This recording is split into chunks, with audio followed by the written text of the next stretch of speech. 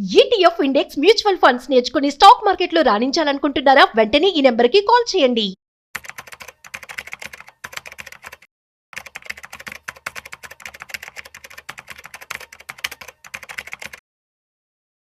So ప్రేక్షకులకి మీ రామచంద్రమూర్తి నమస్కారాలు.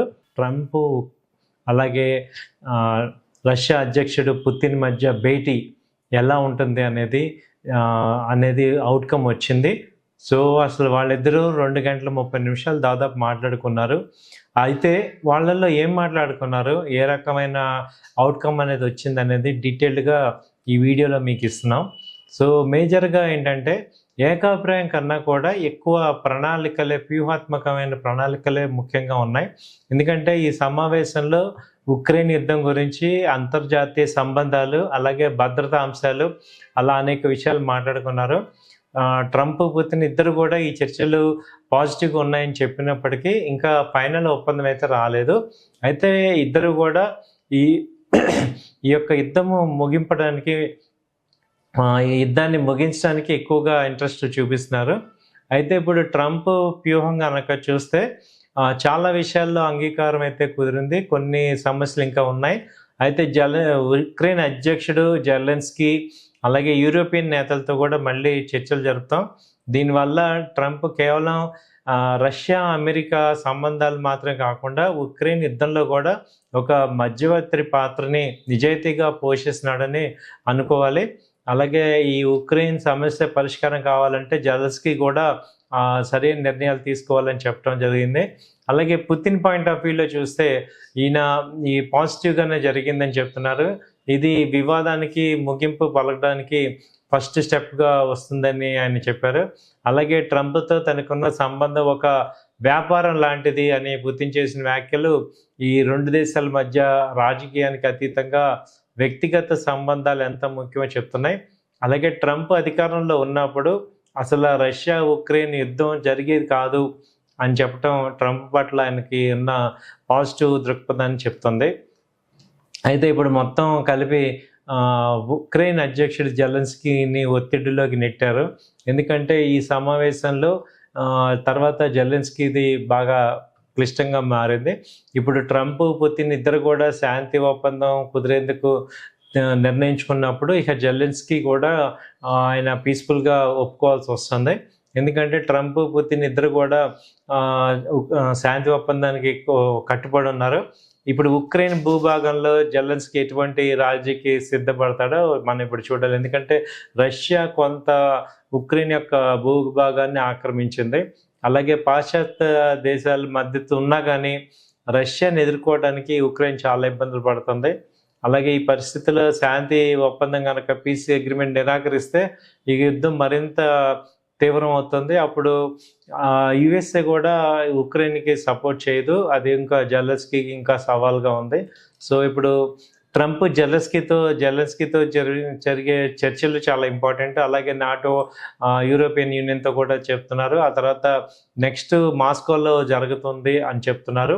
So ఇవన్నీ కూడా యుద్ధాన్ని ముగించడానికి ప్రపంచ దేశాలన్నీ కూడా చాలా వేగంగా ప్రయత్నాలు చేస్తున్నాయి.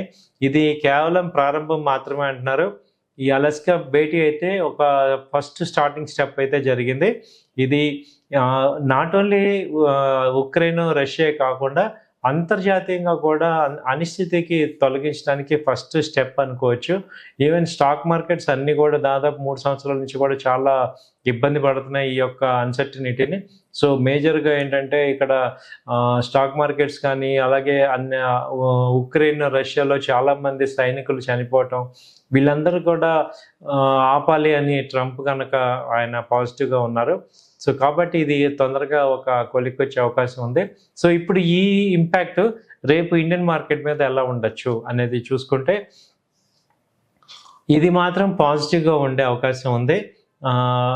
ఎందుకంటే ఈ మేజర్గా ఈ టారిఫ్స్ ఎఫెక్ట్ ఇండియాకి బాగా ఉంది. 50% టారిఫ్ అనేది కేవలం ఏంటంటే అమెరికా అధ్యక్షుడు ఇండియా మీద కోపంతో లేదు, ఈ రష్యాకి సపోర్ట్ చేస్తున్నాం అనే పాయింట్ మీద వేశారు. కాబట్టి ఎప్పుడైతే ఈ చర్చలు కనుక ప్రోగ్రెసివ్గా ముందుకు జరుగుతుంటాయో అప్పుడు ఆటోమేటిక్గా ఈ ఉక్రెయిన్ ఇష్యూ కనుక తగ్గితే మనకు కూడా టారిఫ్స్ తగ్గే అవకాశం ఉంది. తత్ఫలితంగా మనకి ఎగుమతులన్నీ కంటిన్యూగా అయ్యే అవకాశాలు ఉన్నాయి. సో ఇండియన్ మార్కెట్స్ అన్నీ కూడా పాజిటివ్గా నెక్స్ట్ స్టెప్ పాజిటివ్ అయ్యే అవకాశాలు ఉన్నాయి. అలాగే ఈ ఉక్రెయిన్ చర్చలు ఇప్పుడు స్టార్టింగే కాబట్టి నెక్స్ట్ 2-3 monthsలో ఇంకెక్కువ మూమెంట్స్ అయితే జరుగుతాయి దీనిలో. సో యుద్ధం కూడా నెక్స్ట్ ఈ ఇయర్ ఎండ్ కల్లా యుద్ధం కూడా ఆగిపోయే అవకాశాలు కనపడుతున్నాయి. సో ఎటు చూసినా కానీ ఇప్పుడు ప్రజెంట్ పాజిటివ్ వాతావరణం అయితే ఉంది. సో స్టాక్ మార్కెట్స్ కూడా పాజిటివ్ వాతావరణం అనేది కనిపడే ఛాన్సెస్ ఉన్నాయి. ఇప్పుడు ఉక్రెయిన్ మీద స్పష్టమైన పరిష్కారం దొరకనప్పటికీ కూడా కొన్ని దృశ్యాలు అయితే అంతర్జాతీయంగా ఆసక్తిని క్రియేట్ చేశాయి. వాటిల్లో మొదటిది పవర్ షో దౌత్యం. ఈ సమావేశానికి ముందుగానే అమెరికా తన సైనిక శక్తిని ప్రదర్శించింది. B2B బాంబర్లు, అలాగే ఫైటర్ జెట్లు, ఎయిర్ షోలు కేవలం యాదృచ్ఛికం కాదు, ఇది ఒక రష్యాకి స్పష్టమైన సంకేతం అని అనుకోవచ్చు. ఎందుకంటే అంతర్జాతీయ దౌత్యంలో ఇలాంటి ప్రత్యక్ష బల్ల ప్రదర్శనలు చాలా తక్కువగా ఉంటాయి. ఇవేంటంటే ట్రంప్ తన పవర్ ప్లేలో వ్యూహాల్లో భాగంగా ఈ చర్చల్లో ఆధిపత్యాన్ని సాధించడానికి ప్రయత్నించారని చెప్పొచ్చు. ఈ తన దేశానికి ఉన్న సైనిక సామర్థ్యాన్ని ప్రత్యక్షంగా చూపించడం ద్వారా ప్రత్యర్థిని మానసికంగా ఒత్తిడిలో నెట్టాలి అనేది ట్రంప్ ఆలోచన అని చెప్తున్నారు. దాని తర్వాత పుతిన్ కూడా వ్యూహాత్మకంగా ఆయన మౌనంగా ఉన్నారు. ఇది కొంత ఆశ్చర్యపోయినప్పటికీ ఈ ఎయిర్ షో చూసి పుతిన్ ఆయన మౌనంగా ఉన్నారు.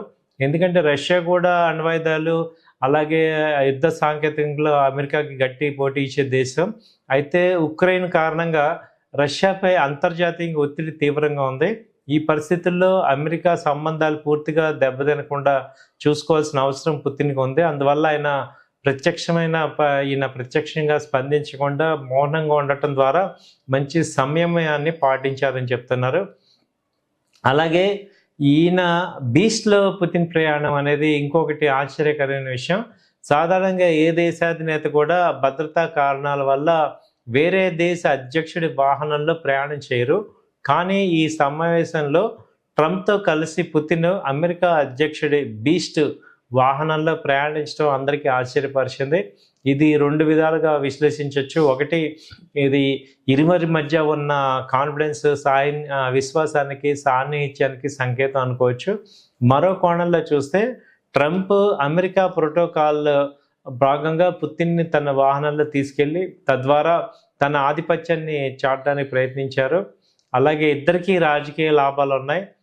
ఇందులో ఏంటంటే రాబోయే అమెరికా అధ్యక్ష ఎన్నికల్లో ఈ సమావేశం రిపబ్లికన్ పార్టీకి ఉపయోగపడుతుంది.